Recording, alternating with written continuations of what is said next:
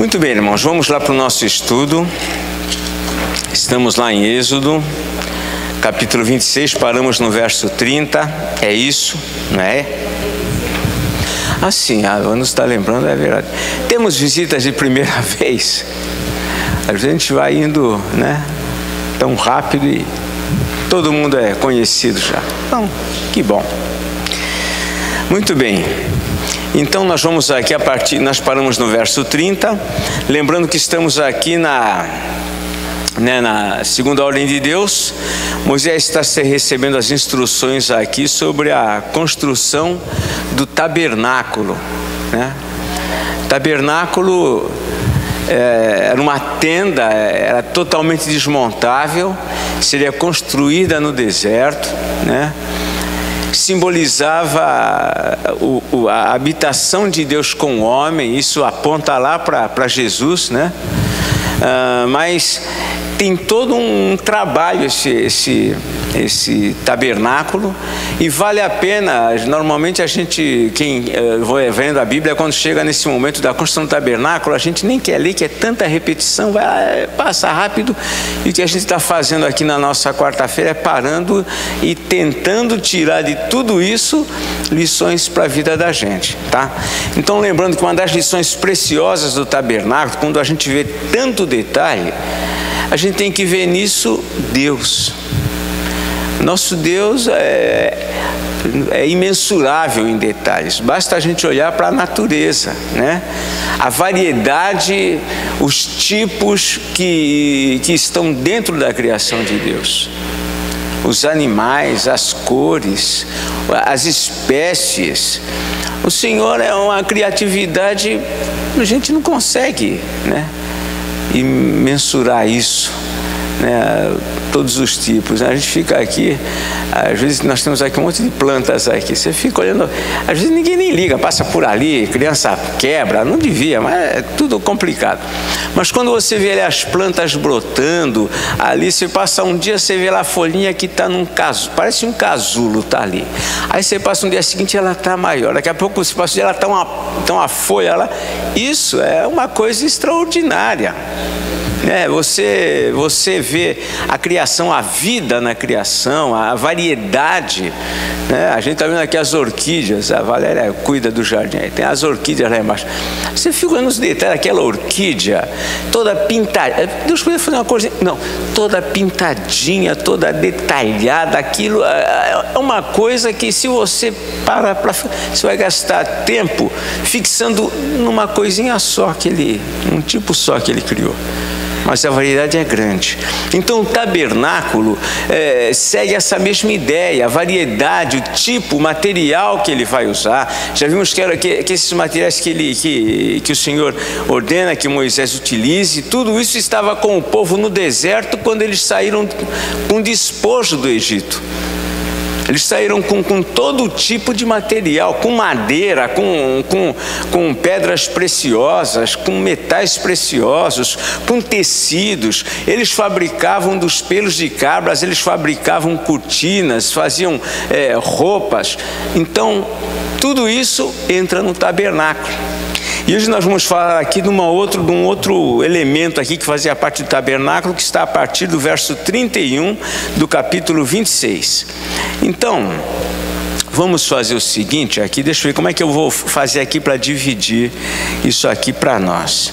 Vamos ler do verso 31 até o verso 33. Depois a gente vai detalhando aqui. Vamos lá. Farás também um véu de estofo azul e púrpura. É isso mesmo. É isso mesmo. Púrpura de carmesim, de linho fino de torcino, com querubins, o farado de obra de artista. Suspendeu-as sobre 4 colunas de madeira de acácia, cobertas de ouro. Os seus colchetes serão de ouro, sobre 4 bases de prata. Pendurarás o véu debaixo dos colchetes e trarás para lá a arca do testemunho, para dentro do véu. O véu nos fará separação entre o santo lugar e o santo dos santos. Muito bem, nós falamos na semana passada sobre a tenda da congregação. Não sei se o Levi conseguiria colocar os desenhos. O William pesquisou e achou. Então, se ele conseguir alguma coisa, ele coloca lá. Senão, nós vamos trazer à memória uma tenda comprida, né? E tinha uma parte que nós já falamos na semana passada sobre o comprimento dessa tenda, né? O comprimento da tenda, deixa eu ver se eu encontro aqui. Eu tinha separado aqui para nós. Deixa eu ver se eu acho aqui o comprimento dessa tenda. Era 34 metros, não era? Era isso? Eu não me lembro. Agora a Gebrim está me lembrando ali. Ah, tá. Tá. Mas eu creio que a gente vai ver lá para frente o comprimento dessa tenda. Mas era uma tenda, vamos dizer que seria uma tenda aqui como esse espaço. Oi? 30 côvados. 3 vezes 4, 12. Então 3 vezes 4, 12, 3 vezes 4, 12. Daí uns 13 metros e pouco. Acho que era isso mesmo. Isso, 13 metros e pouco, e dava e dava 9 metros aproximadamente, aliás, dava 4 metros, era onde ficava, lá, puxa, tá lá, agora a gente vai, agora vai, muito bem, opa, tá ali, ó. Tá vendo essa parte aqui, essa parte para cá, era chamado o santo lugar. Santo lugar. Os sacerdotes podiam trabalhar aqui livremente, eles podiam agir aqui livremente, embora eles só entrassem para quê? Para colocar os pães da proposição aqui na mesa e para manter o candelabro aqui aceso. Essa era a tarefa que os sacerdotes tinham que fazer, manter em ordem essa parte. Essa parte aqui é chamado o Santo dos Santos. Nessa parte ficava a arca do Senhor, que simbolizava a presença do Senhor. Sobre a arca, que está aqui, essa parte aqui de cima, era chamada propiciatório. No templo, de fato, o sacerdote você entrava aqui, daqui para lá, ó, ele passava aqui é esse que nós vamos ver aqui, o véu do reposteiro, que está aqui na sua, que a gente vai ver agora. Seria esse véu aqui, ó, que separa, ele faz separação entre o santo lugar e o santo dos santos. Era um véu extremamente espesso, era uma coisa extremamente grossa, porque era algo para impor separação de fato desses dois espaços aqui. Falamos na semana passada que o sacerdote entrava uma vez por ano, só ele entrava no Santo dos Santos. Ele entrava no dia da expiação. O Israel tem um dia chamado dia da expiação. Nesse dia ele entra com uma vasilha com sangue, uma bacia com sangue, e ele asperge sangue sobre aqui o propiciatório. E era do propiciatório também que Moisés ouvia ali do meio, entre os dois querubins. Aqui não dá para identificar, tem outro desenho que dá para identificar. Aqui era um querubim, aqui outro, colocando a asa por cima do propiciatório. É desse meio aqui que Moisés ouvia o Senhor falando com ele, tá? Então esse véu, para nós entendermos que a gente está lendo aqui sobre o véu, né, que fica esse véu, ele fica aqui entre esse véu que separa aqui. Lembrando, né, aquele texto lá de Mateus, né, Mateus 27, 50 a 51, se alguém quiser pode ler, onde diz que o véu do santuário se rasgou de cima a baixo. O véu que ele se refere é esse. Era uma coisa, eles chamam de véu, né, como chamam de reposteiro, alguma coisa assim, mas era essa cortina espessa que separava os ambientes. Vamos ler lá Mateus 50, 27, 50, 51? Pode falar. Só uma curiosidade. Ali naquela parte dos santos, o sumo sacerdote, só ele. Isso daí era montado e desmontado toda vez. Sim. Como é que ela fez isso? Essa ordem de Deus vai se aplicar mais propriamente quando for o templo construído. Lembrando que aqui nós estamos falando do quê? Do tabernáculo que seria desmontado mesmo. E nesse momento, mas nesse momento de desmontar, de separar tudo isso, sem dúvida não se aplicava uma vez montado o tabernáculo, a separação está feita. Agora, no momento em que era desmontada, não tinha como evitar isso. A arca era carregada, a arca era levada pelos levitas, mas uma vez estabelecido o tabernáculo, uma vez colocada a cortina, eles não podiam entrar. Moisés entrava na tenda chamada tenda da congregação, que é um outro instrumento. Moisés entrava e ouvia a voz do Senhor, tá? Mas era também sobre a mesma questão da arca, tá? Inclusive, na tenda da congregação, alguns até defendem que é possível que se refira à própria tenda desse tabernáculo que nós estamos falando, porque é ele que vai ser conduzido, e ele vai ficar sempre separado do povo. O povo se aproximava desse espaço, dessa tenda, em momentos e de festas, em ocasiões específicas, de sacrifício e tudo mais. Os sacerdotes é que trabalhavam sempre ali. Mas muita coisa a gente vai ver que vai se aplicar mais na construção propriamente do templo, que será em Jerusalém. Aí vai ser estabelecido de fato a aplicação de todas essas regras. E esse sacerdote era eleito? Ele era eleito, ele tinha o seu turno. Tanto é que quando Zacarias, que é o marido da Isabel, entrou, estava no turno dele, por isso ele entrou. Então entre os sacerdotes mais antigos, eles elegiam um para ser o sumo sacerdote daquele ano. Essa era a ideia. E nesse caso aí, onde estavam no deserto, o sumo sacerdote era quem? Não. Pelo menos nesse momento que nós estamos tratando aqui, não. Tanto é que agora nós vamos ver logo mais à frente que não foi nomeado ainda o sacerdote. O Senhor vai nomear, daqui a pouco o Senhor vai, mais à frente, ele vai nomear Arão e seus filhos para oficiarem como sacerdotes na tenda da congregação. É Mateus 27, 50 e 51. Pode ler alguém. Jesus, clamando outra vez com grande voz, entregou o Espírito. Eis que o véu do santuário se rasgou em duas partes, de alto a baixo. Tremeu a terra, prendendo-se as costas. Muito bem.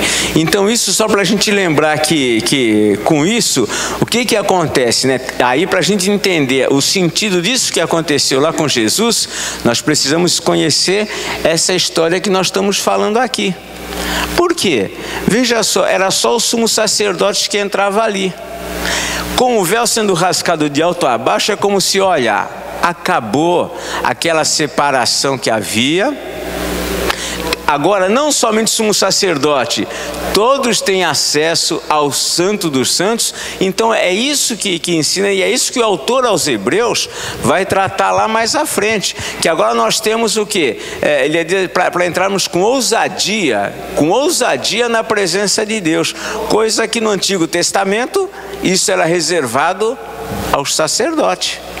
Tá? Então esse véu sendo rasgado trouxe exatamente, simbolizava que ali, a partir daquele momento, o sacerdócio levítico que estava desfeito. Com isso todos podiam entrar.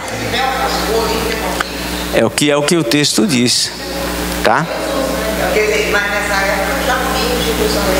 Já havia o templo, né? O templo que já havia sido reconstruído e destruído, foi construído por um governador lá, ele reconstruiu, mas tinha o templo lá, e essa questão do véu continuava sendo respeitado pelos judeus.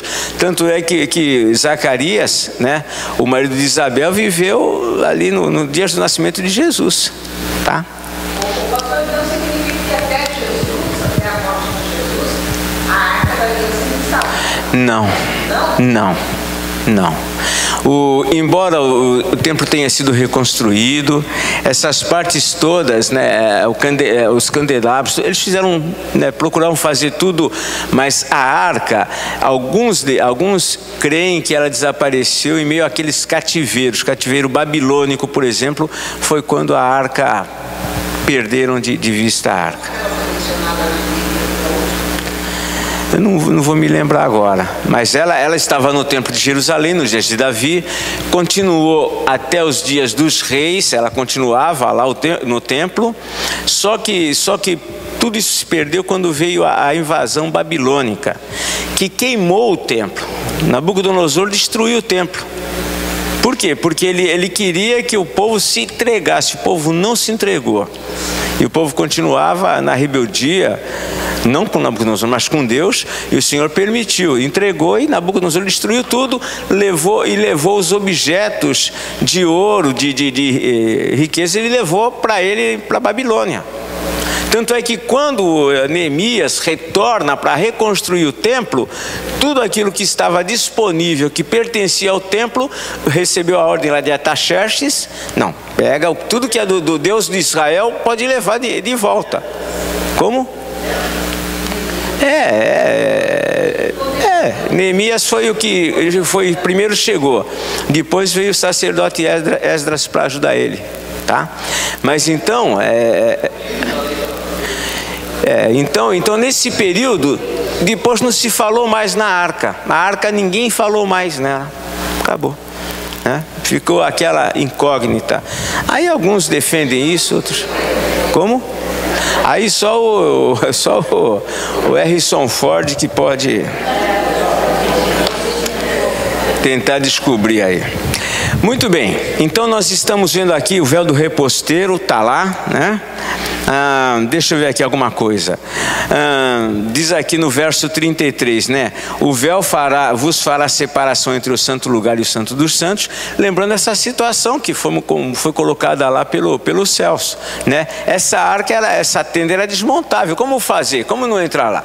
Então é óbvio que quando ia mudar, é óbvio que isso estava disponível para levar. Mas uma vez montado o tabernáculo, a arca era colocada lá nesse espaço, era colocado o véu, acabou. A não ser quando o Senhor determinasse que mudasse, que eles continuassem andando pelo deserto, mais uma vez era montado. Mas essa era a regra, né? Ninguém nem punha-se a mão, porque ela ficava continuamente com aquele varal de ouro atravessado pelas argolas. Eles punham as mãos nas argolas para carregá-la. Aliás, nos varais. Nos varais. Muito bem. Então, continuando aqui. Ele diz também aqui, né, porás a coberta no 34 do propiciatório sobre a arca do testemunho no Santo dos Santos. Então essa coberta do propiciatório lembram que nós falamos na semana passada, que era aquela como uma chapa de ouro, né, puro, com os querubins por cima, ficava em cima da arca, e era inclusive da medida exata da tampa da arca onde ficava ali o propiciatório, que ele está ordenando aqui. A mesa, a orientação, a mesa porás fora do véu, como nós vimos ali, não é isso? Ó? A mesa ficava fora do véu. Lembrando que essa parte aqui, ó, não essa parte, porque aqui é o átrio, né? Tem o átrio aqui fora, aqui só está mostrando, tá vendo? Mas o átrio, ele vinha até aqui, a entrada tinha que ficar para o lado do nascente do sol, tá? E assim por diante.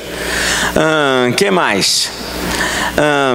Então ficaria ali a mesa de frente do candelabro, né, como está aqui, ao lado do tabernáculo para o sul, e a mesa para o norte. Tudo tinha um lugar. Então a entrada da arca, essa parte frontal, ficaria para o lado do nascente do sol. Lá, tá lá, ó. Esse lado aqui ficaria para o lado da entrada da nascente do sol, né?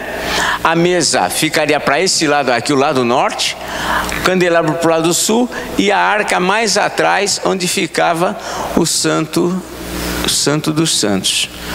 Nesse átrio aqui, então, era mais comum o ingresso.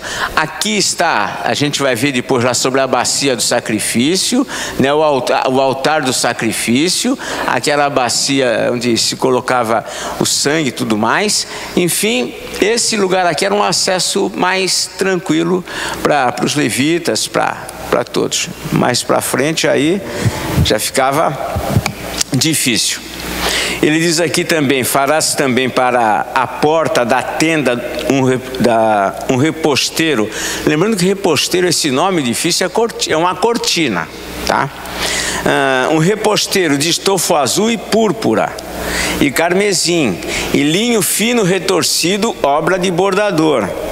Para este reposteiro farás 5 colunas de madeira de acácia e as cobrirás de ouro. Os seus cochetes serão de ouro e para elas fundirás 5 bases de bronze. Então, tudo muito detalhado, tá? Vamos indo lá. O altar do holocausto está aqui a partir do capítulo 27. Pode ler alguém aqui do versículo 1 até... Pode ler todo o texto, que assim a gente aqui não tem muito que detalhar. Vamos lá. Farás também o altar de madeira de acácia de 5 côvados será o seu comprimento, e de 5 a largura. Será quadrado o altar, e de 3 côvados a altura. Dos 4 cantos farás levantar-se 4 chifres, os quais formarão uma só peça com o altar, e o cobrirás de bronze. Há também recipientes para recolher a sua cinza, e pás, e bacias, e garfos, e braseiros. Todos esses utensílios farás de bronze. Farás também uma grelha de bronze em forma de rede, a qual farás 4 argolas de metal com seus 4 cantos, e as porás dentro do rebordo do altar para baixo, de maneira que a rede chegue até ao meio do altar. Farás também varais para o altar, varais de madeira de acácia, e os cobrirás de bronze. Os varais se meterão nas argolas de um e de outro lado do altar, quando for levado. Ouro e de tábuas o farás, como se te mostrou no monte. Assim o farás. Lembrando sempre que Moisés, de alguma forma, estava vendo lá no monte um modelo, digamos, do que ele tinha que fazer. Então ele tinha uma visão daquilo, né? Se fosse hoje, você fotografa tudo no celular, desce, ó, é assim, mas naquela época era a mente dele, ele tinha, Deus capacitou Moisés para tudo isso. Então vemos lá um altar. Vejam que tudo aqui fora da tenda agora vai ser feito com bronze, não é mais o ouro. Agora é o bronze que vai prevalecendo fora do tabernáculo lá. O altar é quadrado, ele mede quantos côvados diz aí?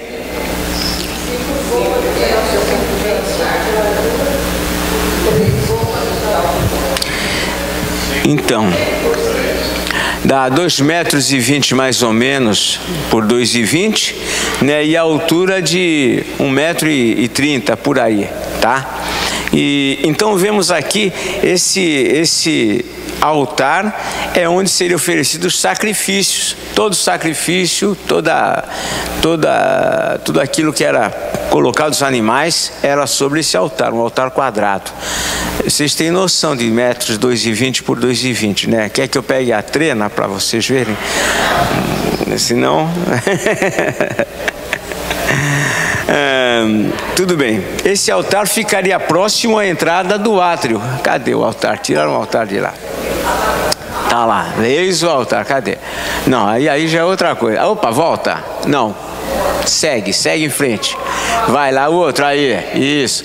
Esse altar ele ficaria aqui na entrada, né? Na entrada do átrio. É por aqui, ó, tá bom?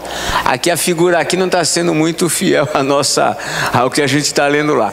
Mas é por aqui, ó, tá bom? A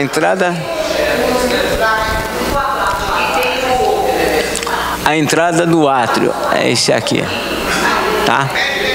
É que lá é a bacia que vai ficar para lá, tá bom? Fala.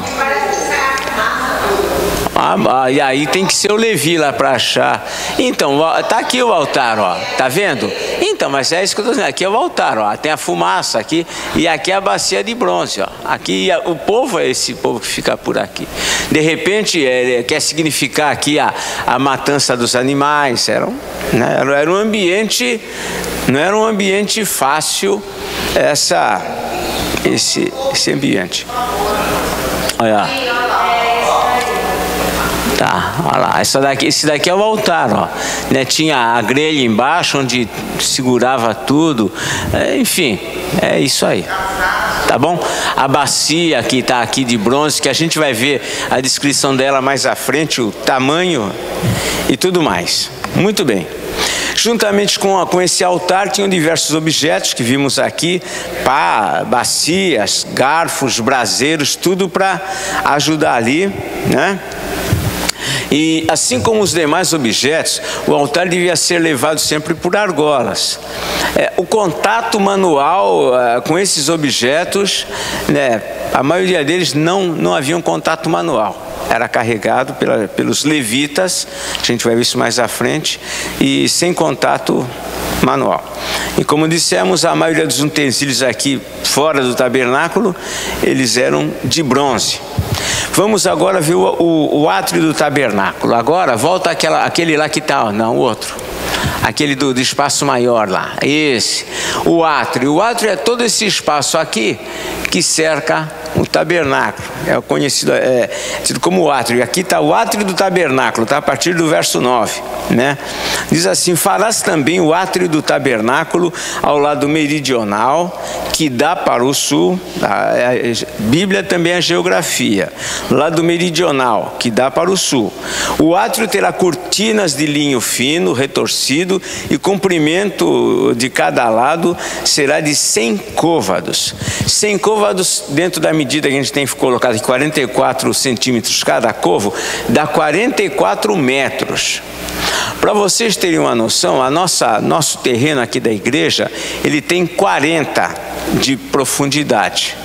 Então, põe mais 4 metros aí e é a medida, mais ou menos, desse espaço aqui, de lá até aqui, 44 metros.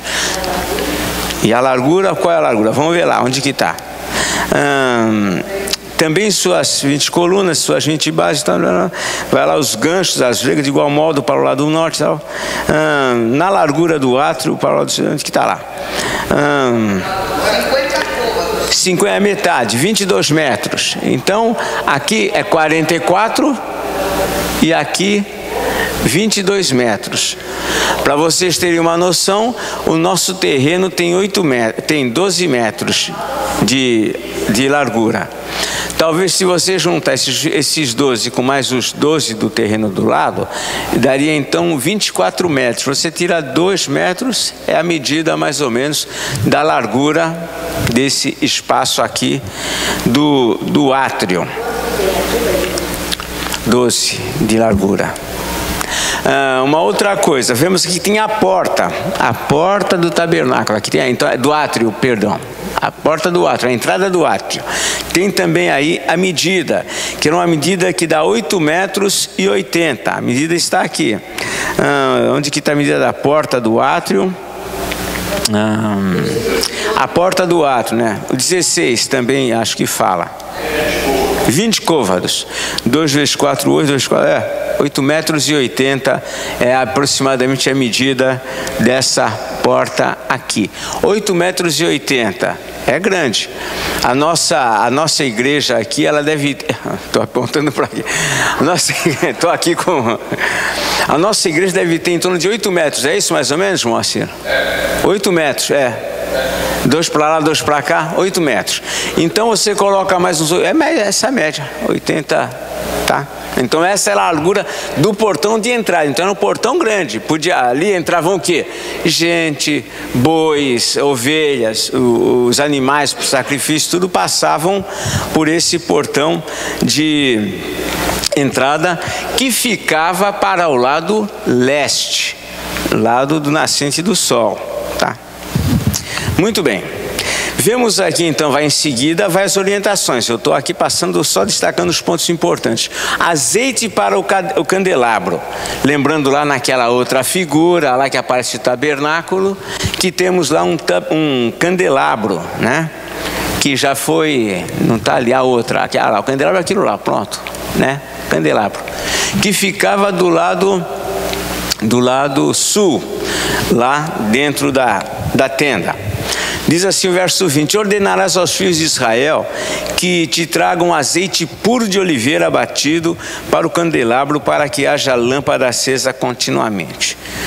Destaca-se aqui o azeite puro de oliveira.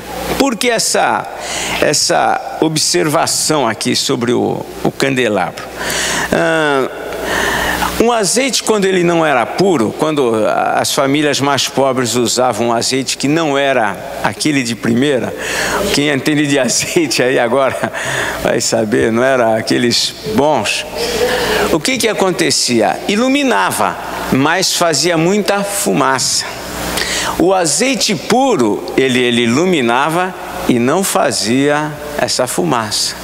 Então o Senhor está dizendo aqui, olha, azeite puro, não vai trazer azeite de segunda qualidade para pôr no candelabro, mas azeite puro. Então a gente está vendo nisso o cuidado de Deus, né? Não é de qualquer jeito, né? Não é de qualquer jeito. É isso que a gente vai vendo aqui. Também destaca-se aqui no versículo 21, diz o seguinte: na tenda da congregação, fora do véu, que está diante do testemunho, Arão e seus filhos a conservarão em ordem desde a tarde até pela manhã.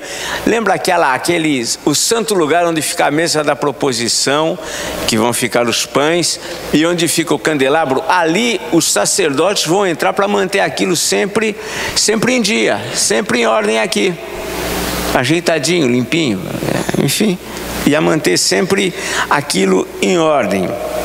Diz assim: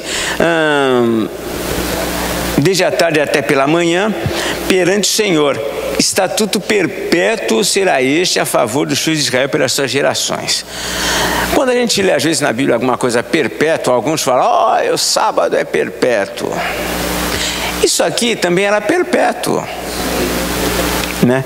Então, para a gente entender às vezes essa questão de perpetuidade, a gente pegar às vezes uma interpretação literal, né? Existem situações que eram situações cerimoniais, e existem coisas que são de fato contínuas mesmo. Não pode as questões morais, lógico, são permanentes. As cerimoniais passam.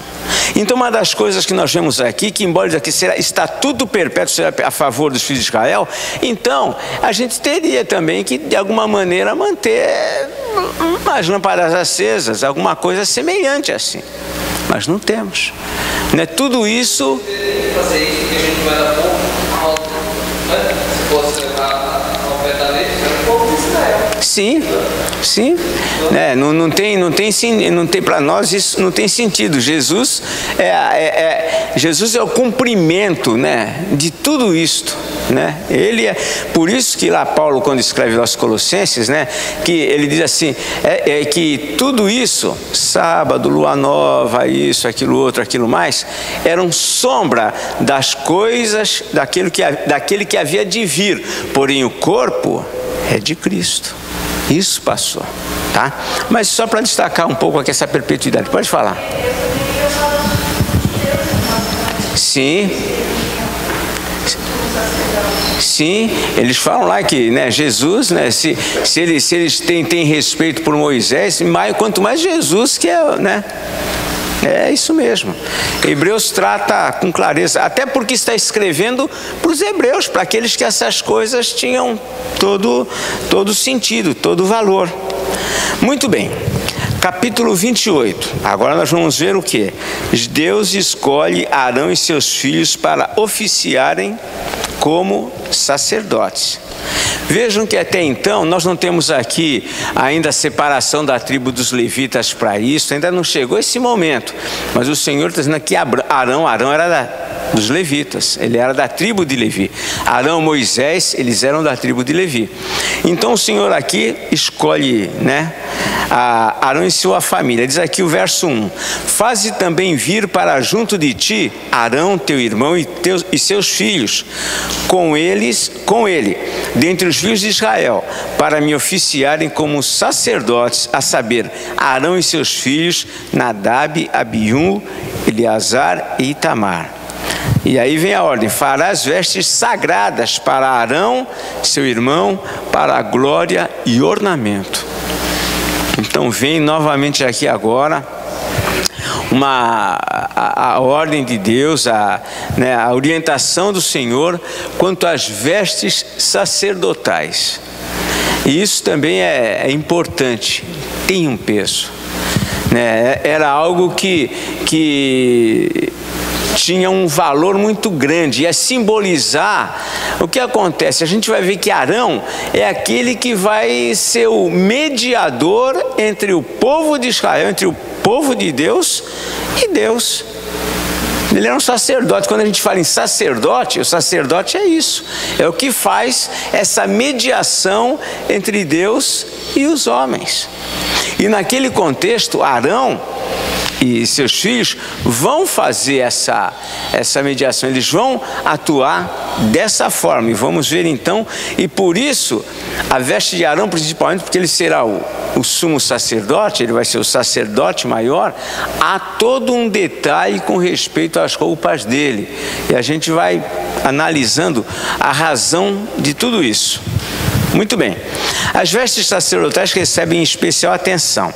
Elas representavam a grandeza de Deus a quem eles serviam. Qualquer povo diferente, estrangeiro, que chegasse em Israel e fosse lá tivesse o dia do culto lá, e estivesse lá no meio do povo, a convite do rei, ou de convite de Moisés, ele ia ver, a hora que aparecesse o sumo sacerdote, aparecesse Arão, com as vestes que a gente vai ver os detalhes, não tinha como alguém perguntar: mas espera aí, quem que é esse aí? Porque chamava a atenção, despertava em qualquer pessoa que visse, é completamente diferente de todo o demais povo. Imagina é como se você pegasse uma fila tudo de gente vestida de branco, mas tem um ali que está completamente cheio de cor, cheio de vida. Você fala: peraí, quem que é esse daqui? Chama a atenção.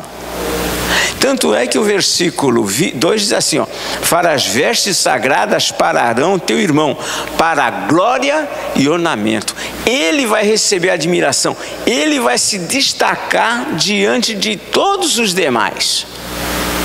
Era isso, né? O sacerdote. A gente vai ver que durante todo o Antigo Testamento, a figura do sacerdote era algo de especial no meio do povo. Muito bem. Então aí vem a descrição, né? A descrição como deveria ser tudo isso a partir do verso 3. Então, primeiro, né, nós vamos aqui alguma coisa interessante. Falarás também a todos os homens hábeis, a quem enchido o espírito de sabedoria, que façam vestes para Arão, para consagrá-lo, para que me ministre como ofício sacerdotal. Muito bem. Vimos já que o sacerdote ia se distinguir de Israel. Essa questão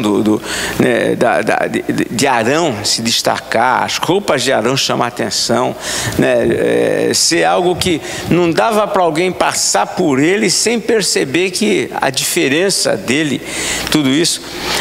Alguns defendem que até por conta disso muitos acabam caminhando, defendendo a distinção do crente das demais pessoas em relação à roupa que ele usa. Algumas igrejas têm o que nós chamamos de usos e costumes. Então, você vê aquele penteado e fala: essa pessoa, algumas irmãs, alguns irmãos de outras igrejas, você vê no domingo você vem para a igreja, vê alguém que pode vir de bicicleta, mas ele está de terno, você logo vê, é um crente. Provavelmente de uma dessas igrejas em que os usos e costumes é algo que faz diferença. Tem a igreja lá, a Congregação Cristã do Brasil, o uso do véu. A mulher não vai participar do culto sem o véu. Se vai alguém visitando, recebe um véu lá emprestado lá para participar, pelo menos sugere isso para a pessoa. Então, alguns, até em vista dessa ideia de Arão como sumo sacerdote se destacar, muitos partem desse princípio de que o modo de vestir, os costumes é o que vão fazer diferença entre o crente e o incrédulo. Alguns exageram, inclusive, acabam exagerando até nessa ideia. Nós vemos, por exemplo, os fariseus. Todo mundo sabia quem era um fariseu. O modo dele se comportar, aquilo que ele expressava exteriormente, era algo que era gritante, chamava atenção. Jesus mesmo disse, né, sobre eles: vós sois o que? Sepulcros caiados. Por fora, aquilo é tudo branquinho, tudo muito bem conservado, tudo muito bonito, mas por dentro é que estava o problema.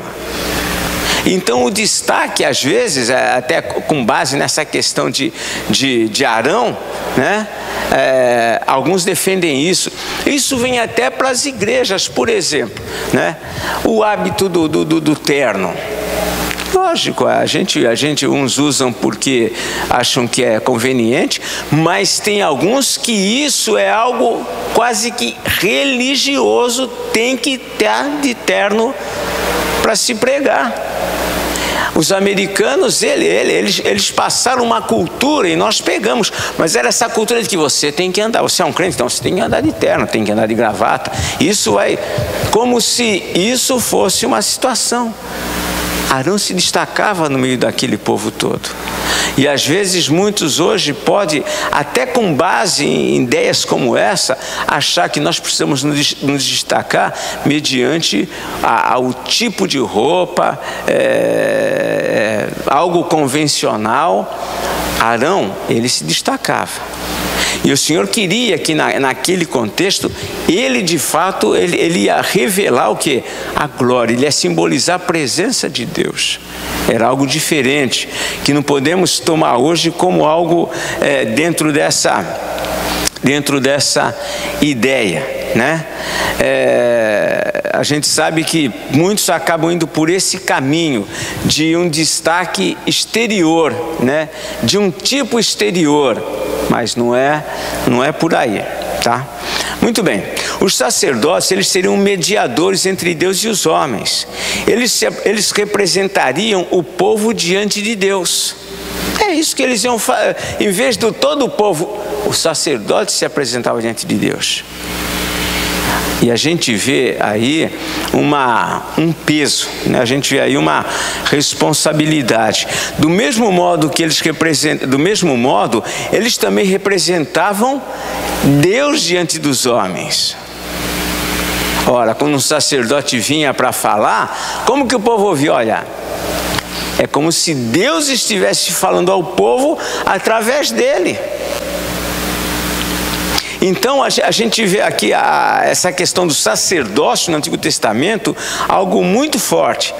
Eram eles que dispensavam bênção sobre o povo de Deus. Os sacerdotes que dispensavam a bênção, né? Um dos exemplos está lá em Números, né? Essa bênção de Arão, aqui como é conhecida, em Números capítulo 6, versos 22 a 27. Números 6, 22 a 27. Só para... Aqui Número 6, 22 a 27. Pode ler alguém. Disse o Senhor a Moisés: fala a Arão e a seus filhos, dizendo: assim abençoareis os filhos de Israel e dir-lhes bem: o Senhor te abençoe e te guarde, o Senhor faça resplandecer o rosto sobre ti e tenha misericórdia de ti. O Senhor sobre ti levante o rosto e te dê paz. Assim porão o meu nome sobre os filhos de Israel e eu os abençoarei. Era através do sacerdote. O sacerdote, a gente não consegue dimensionar a relevância, a importância do sacerdote. Mas tudo isso apontava para Cristo, né? Isso, né? Que seria segundo Melquisedeque, né? Então, nós vemos que aqui, eles que iriam abençoar, portanto, o povo. Então, isso mostra como eles eram importantes, como era a grande autoridade que eles exerciam sobre o povo, como era grande o privilégio e a responsabilidade que pesava sobre os sacerdotes. Tudo isso pesava também sobre eles. Para nós termos uma ideia disso, vamos ler aqui Zacarias 2, versículo 7. Zacarias, lá o último livro do Antigo Testamento, 2, versículo 7. Ele está falando sobre os sacerdotes, mas eu quero me atentar particularmente a este verso. 2:7. Aliás, perdão, gente. Malaquias, eu falei certo, o último livro, mas o último livro não é Zacarias, é Malaquias. Z só é o último no alfabeto. Aqui, né? Malaquias 2:7. Porque os lábios do sacerdote devem guardar o conhecimento e da sua boca devem os homens procurar a instrução, porque ele é o mensageiro do Senhor dos exércitos. Olha só, né? Dos lábios dele os lábios dele devem guardar o conhecimento. Os homens devem procurar na sua boca a instrução. Ele é o mensageiro do Senhor dos exércitos. Então imagina as instruções do sacerdote. Então o sacerdócio era algo extraordinário dentro do governo, né? Dentro do governo de Israel. Tudo isso se referia a quê? Ao sacerdócio levítico. Tudo bem, a gente sabe, aí a gente vê hoje em dia os pensamentos exagerados, a questão da igreja romana mesmo, como explorou de certa forma essa questão da autoridade do sacerdote, sabemos tudo isso, mas como a gente pode ficar indiferente a essas palavras em relação, por exemplo, ao ministério pastoral? Como Paulo fala aos pastores, como ele fala lá para Timóteo nas suas cartas pastorais, que não era carta para a igreja, era para os pastores: olha, você deve ser um modelo, deve ser um exemplo. É uma responsabilidade. Não deixa de pesar sobre aqueles que lideram, sobre aqueles que são os oficiais da igreja, uma responsabilidade tremenda. E Jesus também disse: a quem muito foi dado, mais será exigido. É indiscutível essa ideia. Então, ainda que nós hoje não possamos trazer essa dimensão do sacerdócio levítico, mas nós entendemos a responsabilidade daqueles que são chamados a liderar, são chamados a pastorear. Por isso que Pedro diz lá que nós devemos nos tornar modelo para o rebanho. É o peso, né? Ainda que não tenha a ver com o sacerdócio, como a gente já vai aqui falar um pouquinho. Como ignorar também que todos nós somos sacerdotes e, portanto, todos nós devemos transmitir a palavra de Deus aos homens. Hoje todos nós somos sacerdotes. Todo aquele que crê em Jesus é um sacerdote, é o que Pedro escreve lá na sua epístola lá, né? Acho que 1 de Pedro 1, acho que 2, 9 e 10, né? Vós, porém, né, raça eleita, sacerdócio real, nação santa, povo de propriedade exclusiva de Deus, a fim de anunciardes as virtudes daquele que os chamou para a sua maravilhosa luz. Cabe para cada um de nós essa palavra dos sacerdotes, cabe em certa medida para todos nós os que cremos. As pessoas, os que não conhecem a Deus, deviam buscar a instrução na nossa boca. lá no trabalho onde a gente está, lá entre os amigos que a gente conhece, lá entre os vizinhos com quem a gente bate um papo. Nós temos que ser esse modelo, essa palavra, esse sacerdote, porque hoje nós todos somos sacerdotes. Se antes pesava sobre Arão e os seus filhos o sacerdócio, hoje nós somos aqueles que detemos sobre nós essa responsabilidade, tá? Eu vou parar aqui. Semana que vem nós continuamos. Paramos no verso aqui. Vestes sacerdotais. Isso, vamos parar aqui, por aqui. Eu parei na minha folha, pelo menos já sei ali onde foi que eu. Está aqui. Isso. Muito bem, nós vamos falar do 3, exatamente para frente. Nós vamos encerrar